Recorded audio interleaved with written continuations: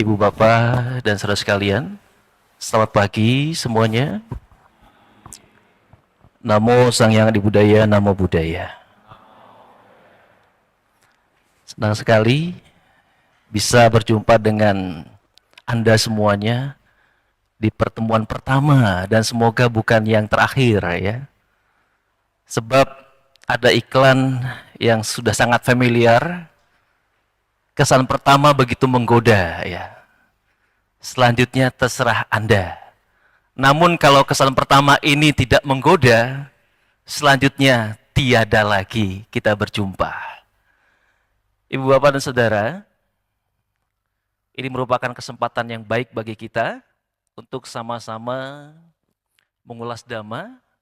Saya punya kesempatan dan Anda pun juga punya kesempatan untuk mendengarkan dengan seksama apa yang akan saya uraikan ke depan berkenaan dengan 31 alam kehidupan.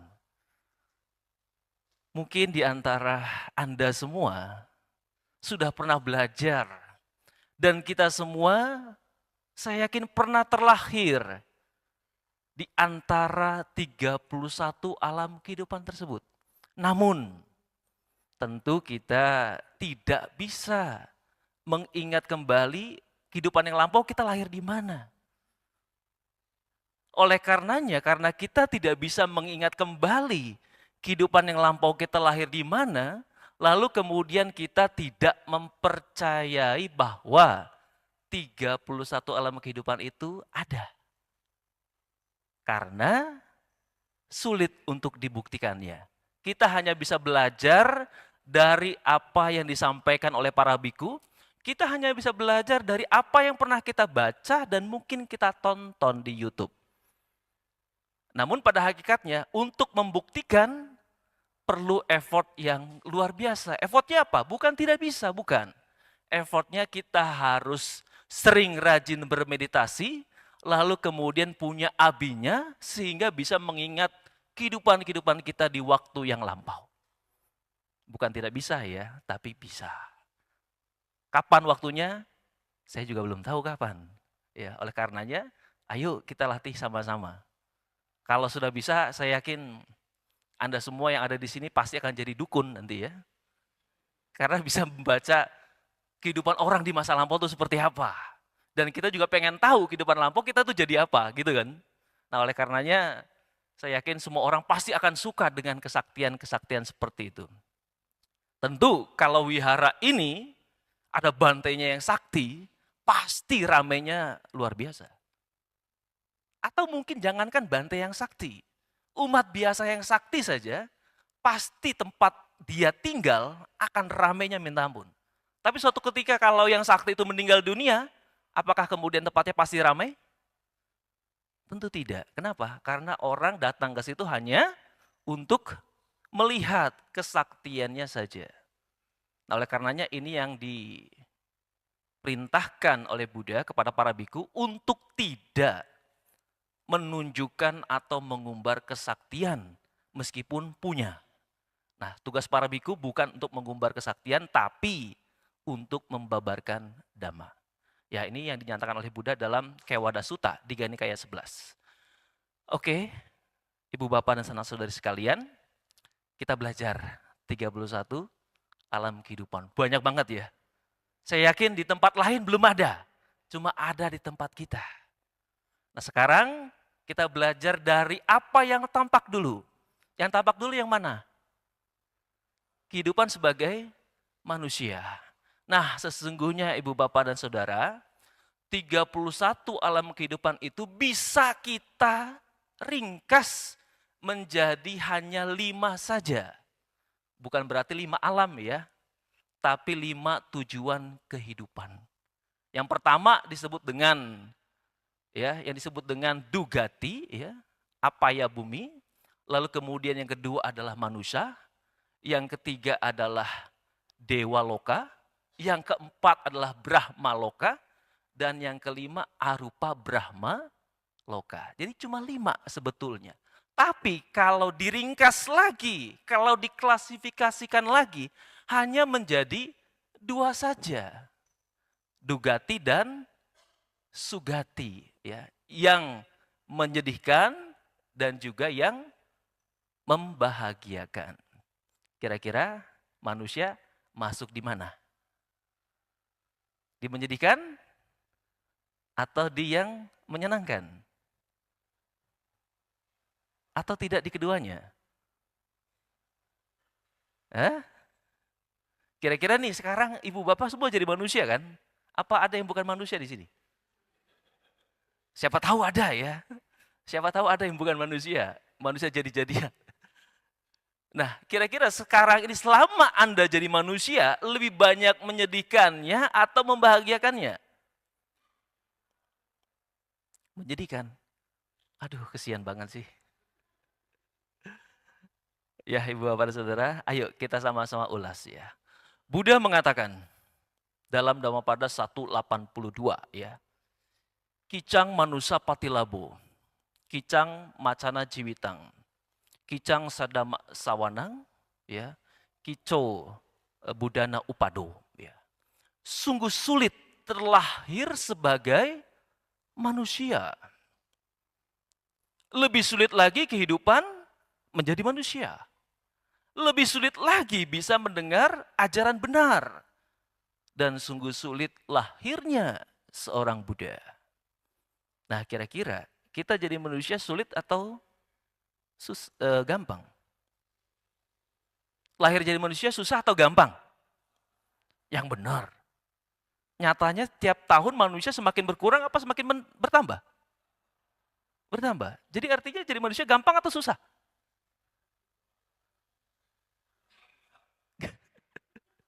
Nah ini, gampang-gampang susah ya. Kira-kira jadi manusia gampang atau susah? Tadi semua jawab susah. Sekarang begitu diajukan pertanyaan, bingung mau jawab susah atau gampang. Sehingga gampang-gampang susah.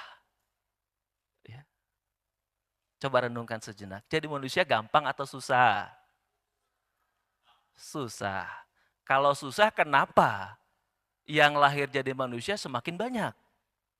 Mestinya kalau susah itu semakin susah kan? Semakin sedikit kan manusia itu?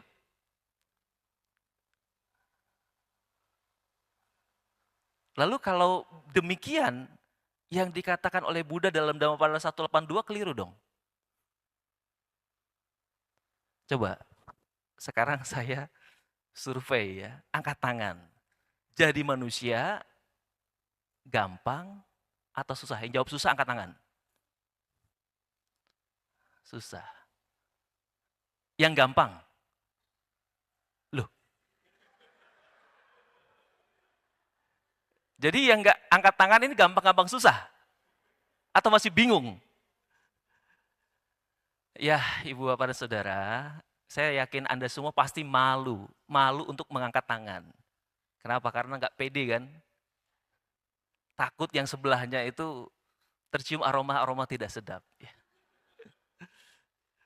Ya Ibu Bapak dan Saudara, sesuai yang disabdakan Buddha dalam Dhammapada tadi, kelahiran sebagai manusia itu susah. Susahnya di mana? Lalu kemudian Buddha nyatakan dalam Naka Sutta, khotbah tentang kuku jari. Suatu ketika Buddha bertanya kepada Ananda, debu di kuku jari ini dibandingkan debu yang ada di bumi ini lebih banyak mana? Coba jawab. Debu di kuku jari lebih banyak atau debu yang ada di bumi ini lebih banyak? Di bumi ini, sepakat ya? Nah, demikian pula kelahiran sebagai manusia sungguh sulit. Ibaratnya, perumpamaannya seperti debu yang ada di kuku ini. Dibandingkan kelahiran di alam-alam rendah lainnya. Ya. Nih, saya menjawab keraguan ibu bapak dan saudara. Apa yang dimaksud alam-alam rendah lainnya?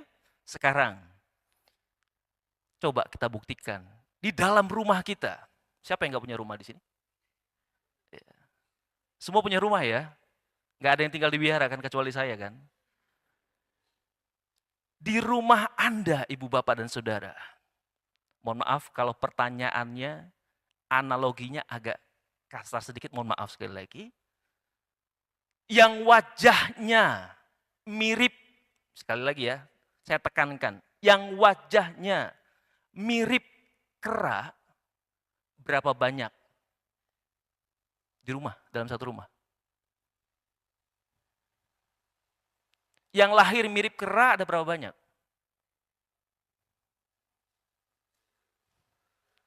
Hah?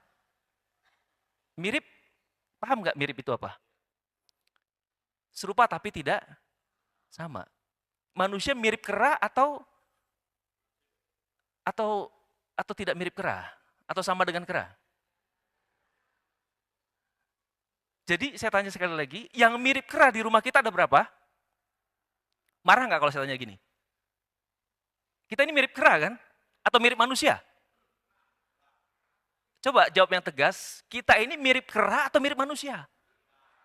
Berapa yang lahir jadi mirip kera? Seisi rumah ada berapa? Ada 6. Nggak tersinggung ya kalau saya bilang gini ya. Daripada saya bilang mirip manusia, pasti Anda tersinggung. Kalau mirip kera ada 6, mungkin ada 10, ada yang lebih dari itu? Tidak ada. Oke, sekarang pertanyaan lainnya, yang lahir jadi kecoa ada berapa? Yang lahir jadi cicak ada berapa? Lebih banyak mana? Ya. Artinya apa? Dari sini kita bisa buktikan apa yang disabdakan oleh Buddha. Lahir jadi manusia itu lebih sulit dibandingkan lahir di alam yang rendah. Lebih mudah kelahiran di alam hewan dibandingkan di alam manusia. Setuju? Jadi oleh karenanya, benar apa yang dikatakan oleh Buddha, lahir jadi manusia sangat sulit kalau dibandingkan dengan lahir jadi hewan. Kenapa saya katakan perumpamannya jadi hewan? Karena hewan itulah yang mungkin mudah untuk dibuktikan. Yang lahir jadi setan berapa? Mungkin lebih banyak, tapi kan nggak kelihatan. Coba di antara kita siapa yang bisa lihat setan di sini? Nggak ada. Mau lihat? Ya. Nanti malam ya. Semoga pulang dari sini nanti malam ketemu ya di rumah. Nah, oleh karenanya Ibu Bapak dan Saudara, benar apa yang disabdakan oleh Buddha dalam Dhammapada 182. Kicang macana jiwitang. Sungguh sulit lahir jadi manusia. Kenapa? Karena kelahiran di alam rendah lebih mudah dibandingkan kelahiran di alam manusia. Apalagi alam-alam di atasnya lagi. Nah, sungguh beruntunglah kita menjadi manusia. Mengapa? Karena di alam manusia inilah sama Sang Buddha dilahirkan. Dan kita punya potensi untuk menjadi sama Sang Buddha. Sekarang kita lagi menuju arah ke sana. Nah, oleh karenanya kehidupan sebagai manusia, Kicang Manusapati Labu juga susah. Coba untuk memberikan nafkah bagi diri kita dan keluarga kita bukan perkara yang mudah. Untuk mempertahankan kehidupan bukan perkara yang mudah. Oleh karenanya, yang kedua Buddha katakan, kehidupan sebagai manusia juga susah. Ya mungkin kita di sini beruntung. Sudah jadi manusia, punya kehidupan yang layak. Ya. Lalu kemudian, lebih susah lagi adalah mendengarkan atau berjumpa dengan ajaran benar. Kicang Sadama Sawanang. Ya. Banyak saudara-saudari kita yang lahir di pedalaman hutan, jangankan dharma, pakaian aja masih belum kenal. Ya atau iya? Ya mesti iya kan? Nah sekarang kita sudah dapat ketiganya toh. Sudah jadi manusia, sudah punya kehidupan yang layak, dan sekarang hadir di sini untuk mendengarkan Dhamma. Pentingnya kita belajar 31 tahun kehidupan supaya apa? Menjaga-jaga agar kita jangan terjerumus ke alam yang rendah. Karena sangat mudah sekali lahir di alam rendah. Syukur-syukur begitu nanti meninggal dunia, ya masuk surga, syukur-syukur. Mau? Sekarang? Ya. Ya setidaknya setelah mendengarkan Dhamma lah ya. Atau masih mau panjang lagi? Ada yang jamin? Ada yang jamin nggak? Nggak ada kan? Ya, setidaknya setelah mendengarkan uraian Dhamma ini, kita bisa menjaga kehidupan kita lebih baik, supaya kita bisa punya kelahiran di alam berikutnya yang lebih baik. Sebab apa Ibu Bapak dan Saudara? Untuk terlahir di alam-alam berikutnya, bukan diatur dari sononya. Bukan ada makhluk adik kuasa yang mengatur, yang sudah menentukan nasib dan takdir kita. Mau lahir di mana kelak, tidak. Tapi semua tergantung daripada siapa? Kita, karma kita, perbuatan kita, dan saat menjelang wafat. Saat menjelang kematian, pikiran inilah yang harus dijaga, sebab pikiran ini begitu ingat yang buruk-buruk, maka terlahirlah kita begitu menjelang wafat, pikir yang buruk, lahir dalam yang rendah. Begitu kita ingat perbuatan-perbuatan baik yang kita lakukan, jangan diragukan, begitu meninggal dunia, kita akan lahir dalam yang lebih baik. Setidaknya dalam manusia. Nah, oleh karena itulah menjaga pikiran sangat baik. Mengapa? Karena kelahiran di alam rendah jauh lebih mudah. Karena sebagai manusia ada perbuatan baik dan ada perbuatan buruklah yang kita lakukan. Nah, makanya penting sekali kebiasaan-kebiasaan baik yang disebut dengan acina kama. Ya, karma kebiasaan. Nah, Ibu Bapak dan Saudara, mari kita turun ke bawah dulu baru ke atas, ya. Sebab kalau sudah naik ke atas lupa untuk turun. Kan begitu ya? Kalau sudah di atas nggak pernah lagi lihat yang di bawah. Tapi kalau yang di bawah selalu pengen ke atas. Mau ke atas dulu apa ke bawah dulu? Bawah dulu, oke. Yang paling bawah adalah niraya. Atau dalam bahasa Sanskerta disebut dengan naraka. Jadi Ibu Bapak dan Saudara, yang punya neraka adalah umat Buddha. Yang lain pinjam istilah kita. Ya. Yang punya neraka adalah umat Buddha, yang lain pinjam istilah kita. Bagaimana caranya untuk terlahir dalam neraka? Ya, gampang. Pokoknya Anda melakukan perbuatan yang menurut Anda menyenangkan, ya, lalu kemudian menimbulkan ketagihan, ya, meluapkan emosi yang berlebihan, lalu kemudian melampiaskan keserakahan, jangan ditanya lagi, begitu meninggal dunia, ini pikiran yang terakhir kali muncul, maka kita terlahir di alam neraka. Ini yang terjadi oleh seorang perumah tangga bernama Cunda. Nah, kisahnya di dalam Dhammapada 115. Ada seorang perumah tangga yang profesinya tukang jagal B2 kalau di sini ya. Babi. Bukan hanya sekedar tukang jagal, tapi dia juga tukang ternak, pelihara, mengawinkan, lalu kemudian beternak, setelah besar dia potong sendiri, setelah dia potong sendiri, dia jual dagingnya sendiri, setelah dia jual dagingnya juga, dia juga jual satenya, jual bakutnya, jual BPK-nya, jadi pokoknya ya cuannya nggak boleh orang lain.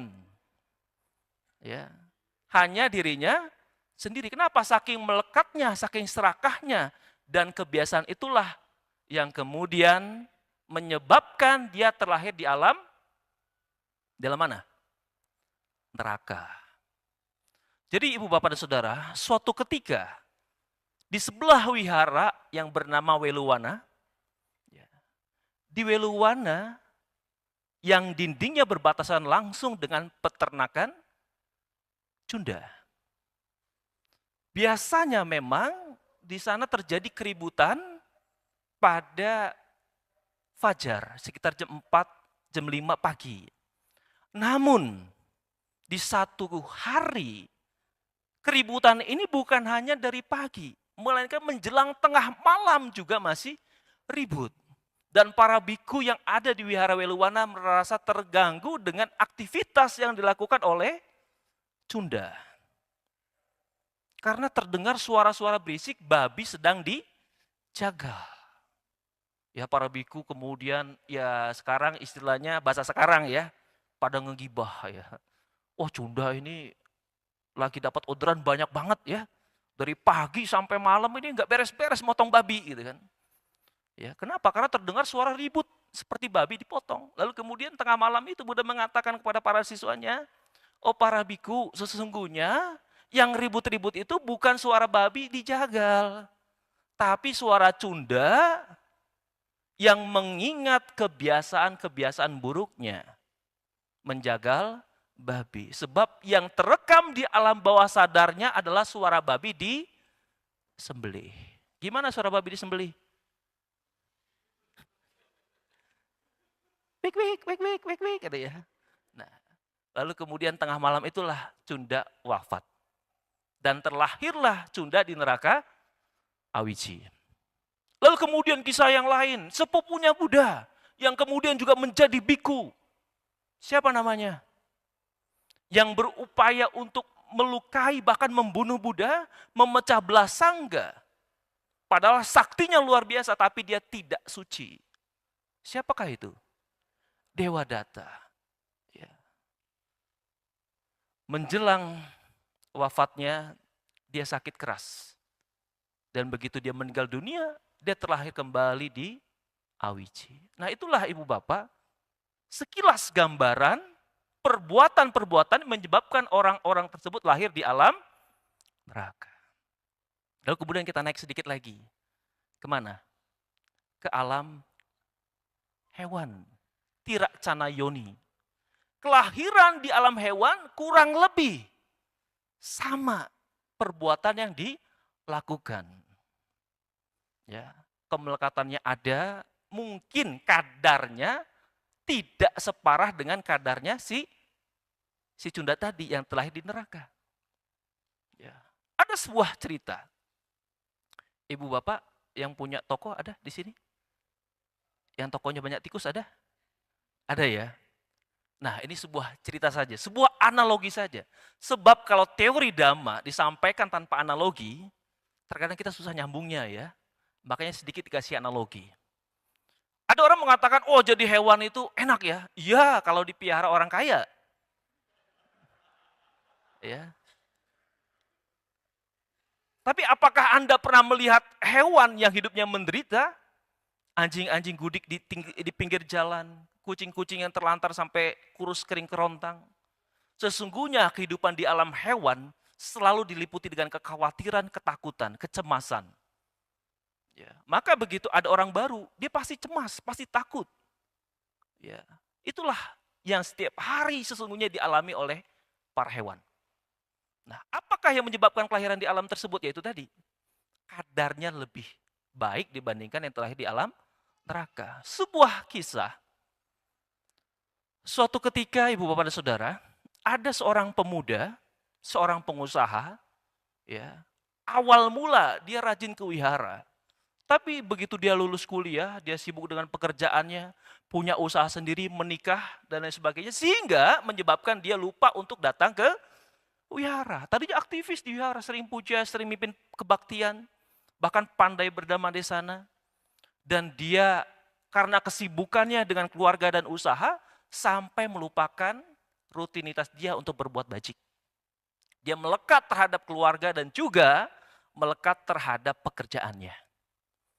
Ya, bukan berarti ibu bapak semua nggak boleh melekat kepada keluarga nih, bukan. Bukan berarti tidak boleh melekat kepada pekerjaannya, boleh. Tapi kita harus bisa berbagi waktu. Harus bisa memanage waktu kita untuk aktivitas-aktivitas bajik yang bisa kita lakukan. Nah, kita kembali kepada kisah ini. Sebut saja namanya Mawar, bukan nama sebenarnya. Ya. Seiring berjalannya waktu, dia ingat pesan seorang biku, bahwasannya pikiran terakhir kalilah yang harus dijaga. Sebab apa? Pikiran terakhir kali itulah yang mengkondisikan dia untuk terlahir di alam berikut yang lebih baik. Apalagi kalau menjelang wafat, dia ingat Triratna, Buddha, Dhamma, dan Sangha. Kalau kita lihat di film-film, termasuk Mawar ini, lihat di film-film, ya. Kalau orang menjelang wafat kan keluarganya kumpul ya. Nah, dia juga berangan-angan. Suatu ketika kalau dia menjelang wafat, keluarganya semua kumpul. Oleh karenanya, begitu dia punya anak pertama namanya Buddha.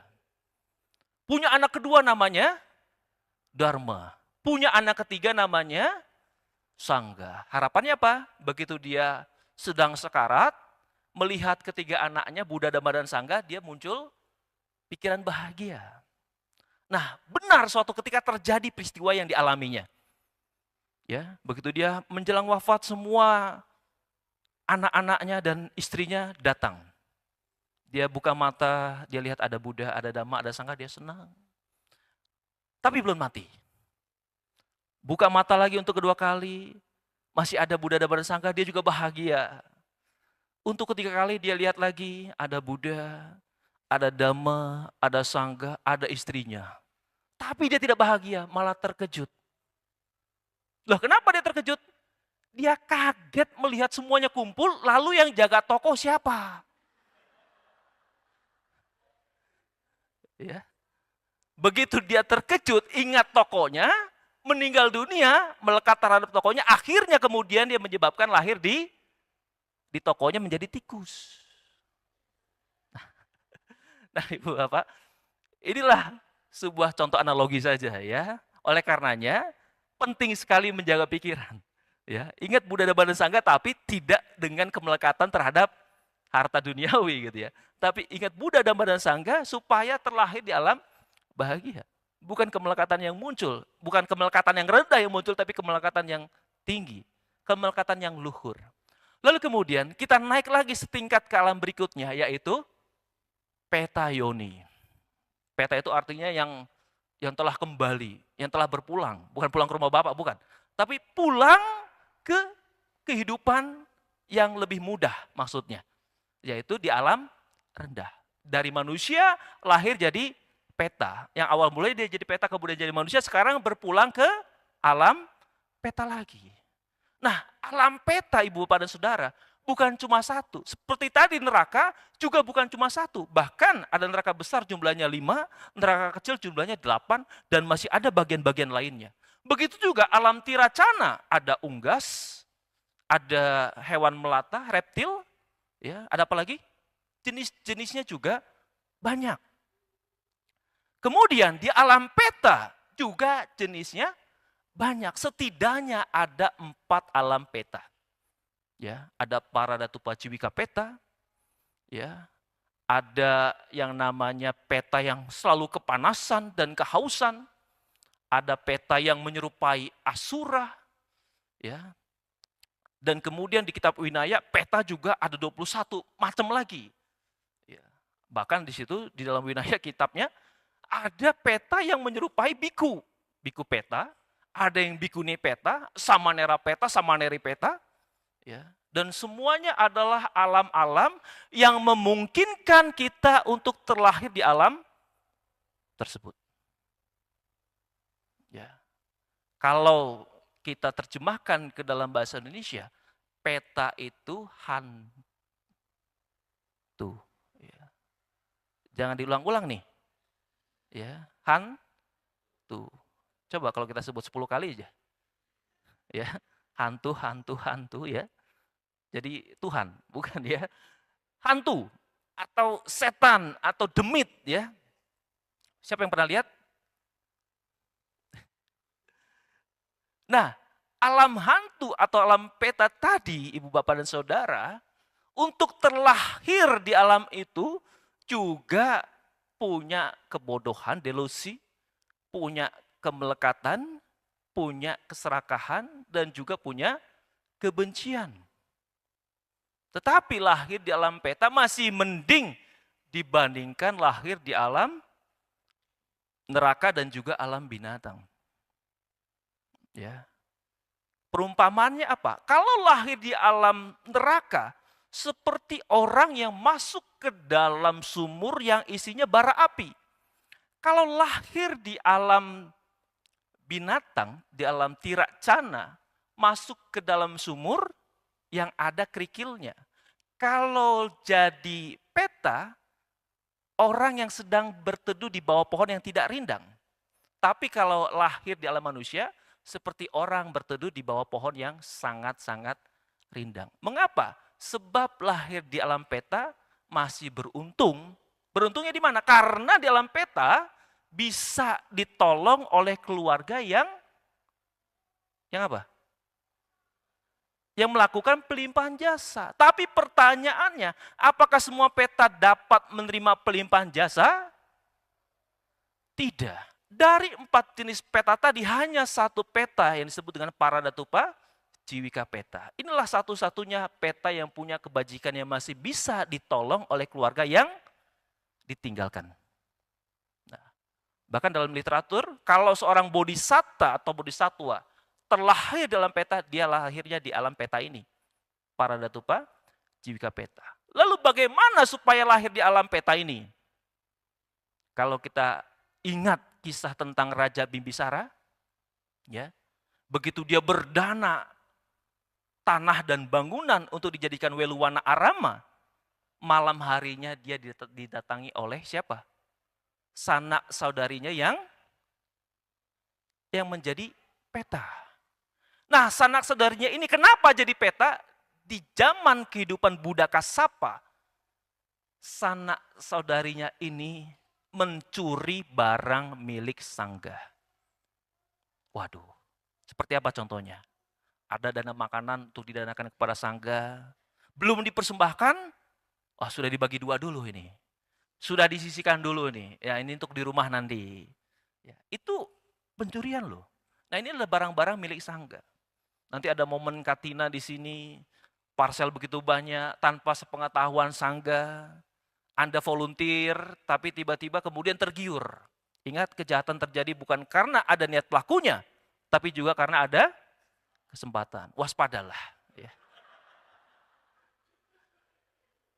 Nah, Ibu, Bapak, dan Saudara, waspada terhadap pikiran kita. Jangan sampai kemudian timbul kegiuran. Kalau kegiuran dalam meditasi bagus, piti. Tapi kegiuran untuk melakukan perbuatan jahat. Timbul keserakahan.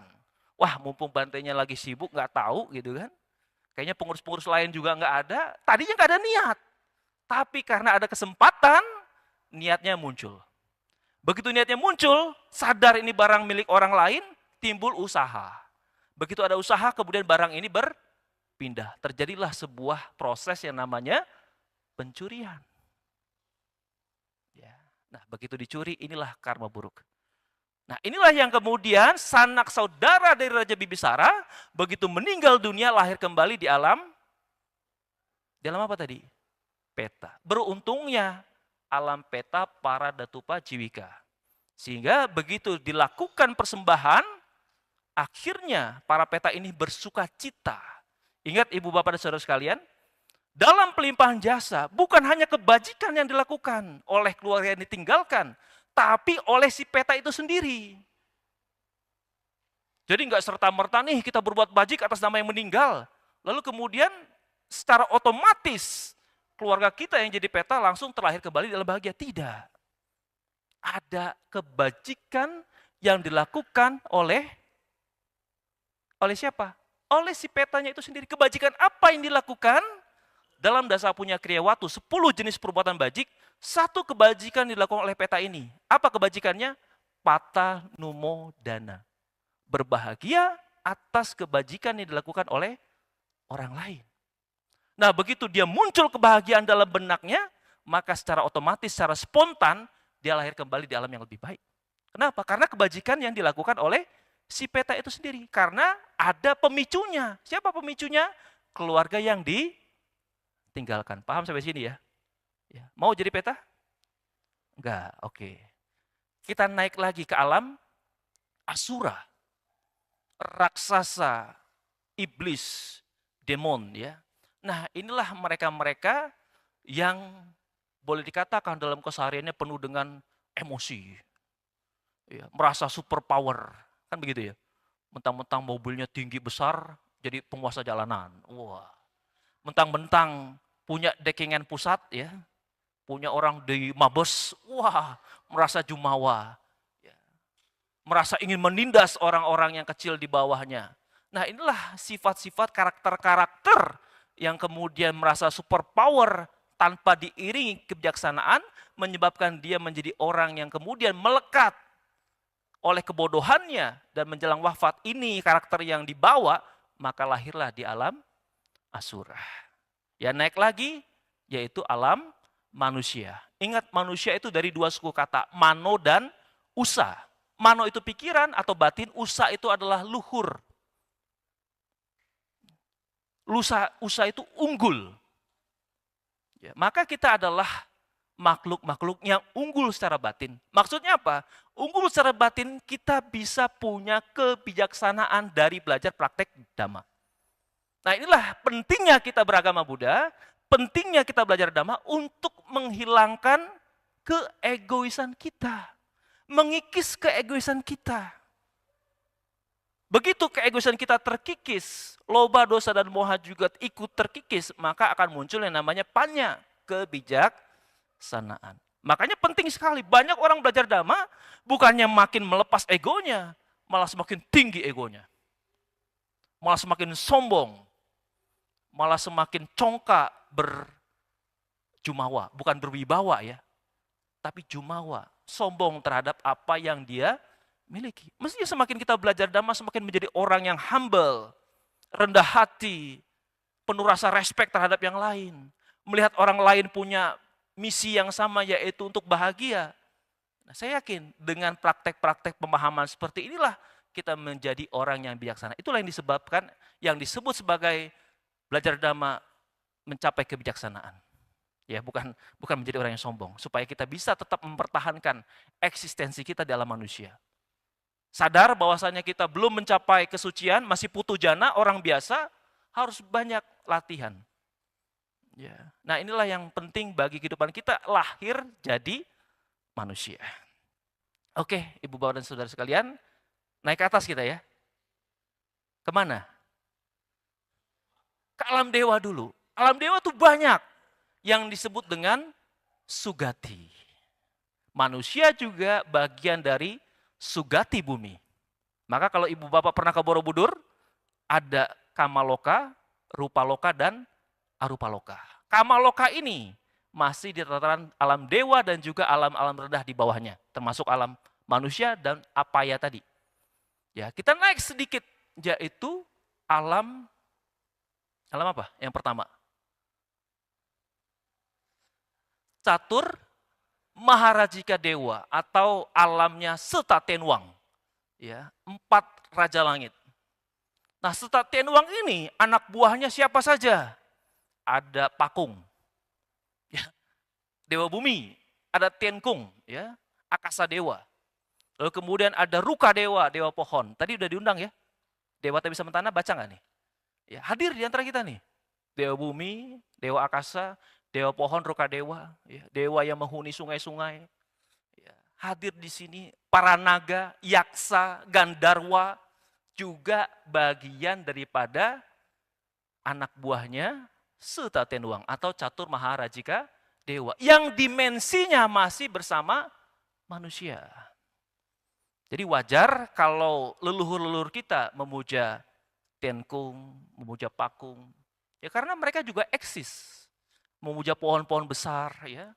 Seperti saudara-saudara kita yang lain juga ada yang masih punya pahaman seperti itu. Kenapa? Karena para dewa juga ingin eksistensi.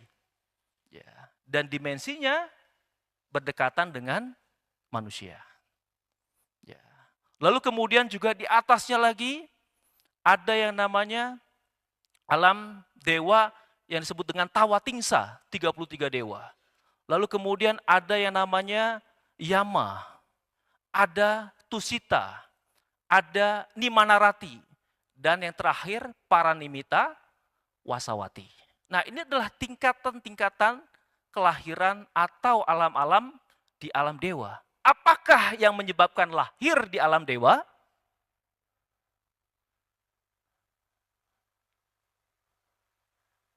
Tinggal 10 menit ya.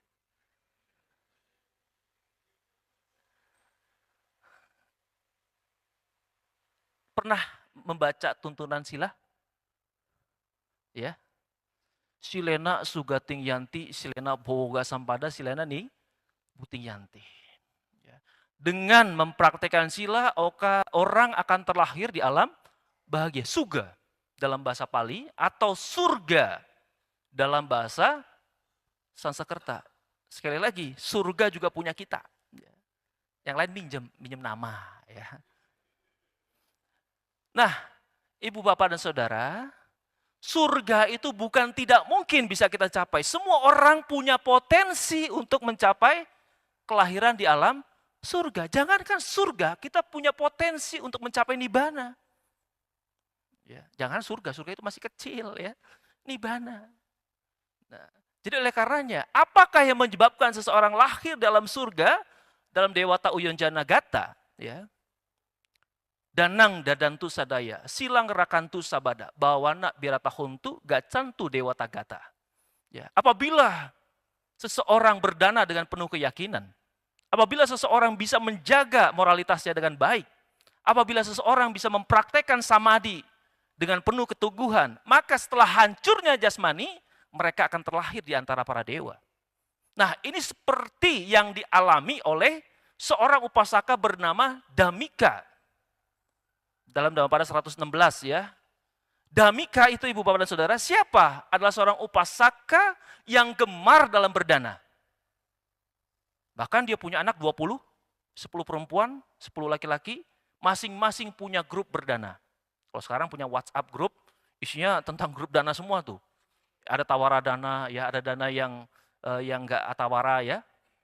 Nah, jadi dengan kebiasaan-kebiasaan dia berdana ini, saat dia menjelang wafat, dia melihat 6 kereta kencana dari 6 alam surga menjemput dirinya. Wah, ya benar Bante. Mau buktikan?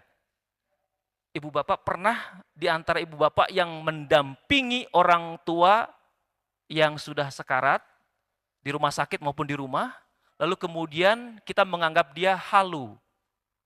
Ada yang jemput di depan pakai jubah putih, jenggot panjang. Pernah gitu nggak? Pernah dengar gitu nggak?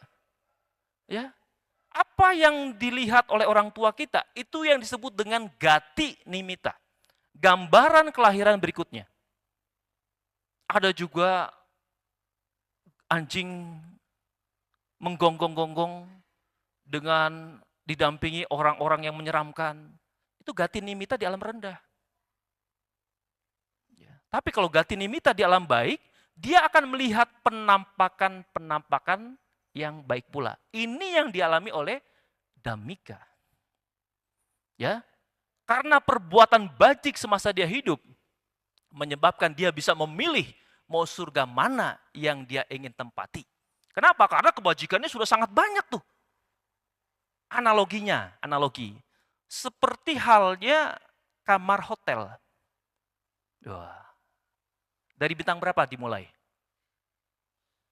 Dari kelas melati, bintang 2, 3, 4, 5, dan 6.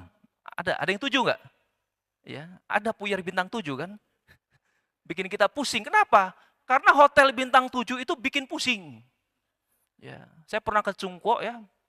Saya kira di hotel itu serem angker. Kenapa? Karena begitu buka kamar mandi, otomatis lampunya nyala sendiri, ya. Klosetnya terbuka sendiri, klosetnya itu bisa buka sendiri. Ya. Nyirem juga tidak perlu kita pencet-pencet, langsung tekan tombol otomatis. Ya. Bahkan ada yang ngelapin tuh. Nah ini bikin pusing hotel bintang 7 ya. Kenapa? Karena kalau kita orang deso, katrok gitu ya, bingung ya. Nah makanya benar, orang tua dulu kalau orang pusing minumnya puyer bintang 7 ya. Nah ibu bapak dan saudara, analoginya tadi seperti kamar-kamar hotel dan kelas-kelas hotel. Apakah yang menyebabkan kita bisa nginap di sana? Lui, ya. Lui. Ya. Kalau lui kita banyak, bisa nggak kita milih? Kalau perbuatan bajik kita banyak, bisa nggak kita pilih surga? Bisa. Ini analogi supaya gampang mikirnya. Ya. Nah, ibu bapak dan saudara, kalau kita nggak punya lui, ya bisa sih nginep di hotel, ngemper aja di depannya. Oleh karenanya ibu bapak dan saudara, kebajikan itulah yang menyebabkan Damika bisa memilih tempat-tempat yang dia sukai. Termasuk kemudian ada seorang pemuda, remaja yang bernama Mata Kundali.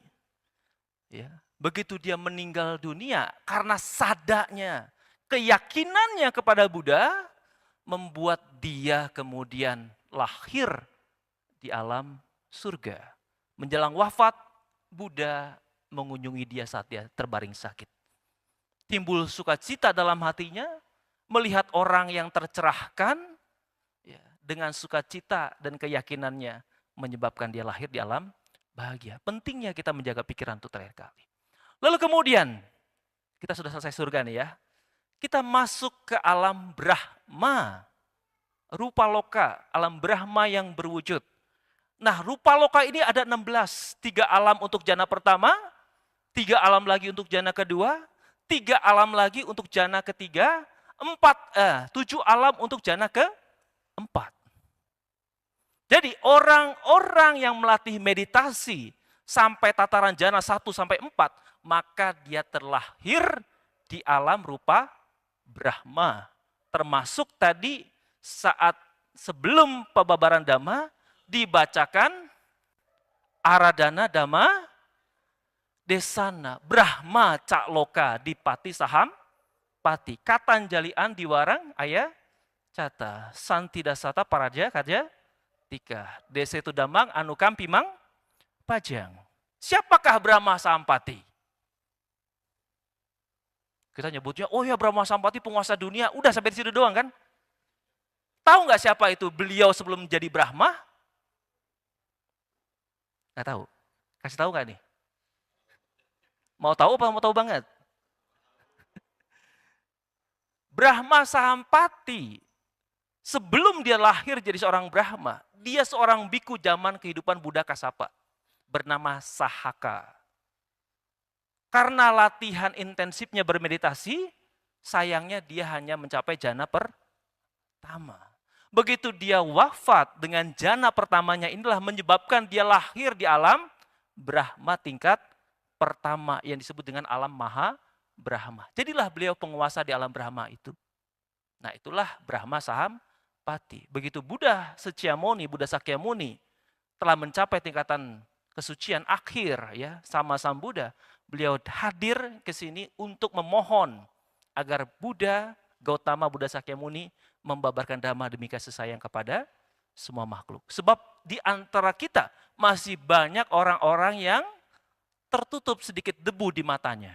Kalau kita bukan debu nih, cor-coran beton nih. Ya. Karena sudah sering dengar Dhamma, nggak suci-suci. Nah, jadi bukan debu lagi, udah cor-coran ya. Nah, itulah dengan jana pertama, termasuk guru-gurunya Pangeran Siddhartha, Alararkama, Udakarama Puta, beliau adalah praktisi meditasi yang hanya mencapai tataran tingkat kesucian, hanya mencapai tingkatan-tingkatan jana. Termasuk arupa Brahma, ada 4. Ya. Orang-orang yang terlahir di arupa Brahma, mereka yang telah melatih jana keempat dengan objeknya arupa. Ya, begitu meninggal dunia di alam manusia, lahir kembali di alam arupa Brahma. Nah, Ibu Bapak dan Saudara sekalian, demikianlah 31 alam kehidupan. 4 apa ya? Neraka, tiracana, peta, asura, ya. Kemudian 27 alam sugati, ya. Manusia, 6 alam dewa, 16 rupa Brahma, dan 4 arupa Brahma. Gampang ya? Anda mau di mana? Siapa yang menentukan? Diri kita sendiri. Tadi saya sudah terangkan syarat-syarat dan cara-caranya untuk terlahir di alam-alam tersebut. Tinggal kita mau lahir di mana. Semua tergantung kita yang menentukan. Oleh karenanya kalau kita yang menentukan, mumpung ya, masih sehat, ya, pikirannya masih bersih, bisa dibersihkan, perbuatannya juga masih bisa kita atur dengan baik, cobalah kita introspeksi diri. Refleksi terhadap diri kita. Banyak mana perbuatan baik dan buruk yang telah kita lakukan. Dan jagalah pikiran kita menjelang wafat, supaya kita bisa terlahir di alam-alam yang baik, sebab di alam-alam yang baik itulah yang bisa mengkondisikan kita untuk mengenal Dhamma. Kalau sudah di alam rendah, sangat sulit untuk mengenal Dhamma. Dan kalau sudah terjerumus ke sana, sangat sulit juga untuk diselamatkan. Nah, Ibu Bapak dan Saudara, inilah sedikit pengantar berkenaan dengan 31 tahun kehidupan. Semoga Anda termotivasi untuk menjaga sila, menjaga keyakinan Anda, dan gemar dalam bersamadi. Semoga kita dan semua makhluk berbahagia. Sadu, sadu, sadu.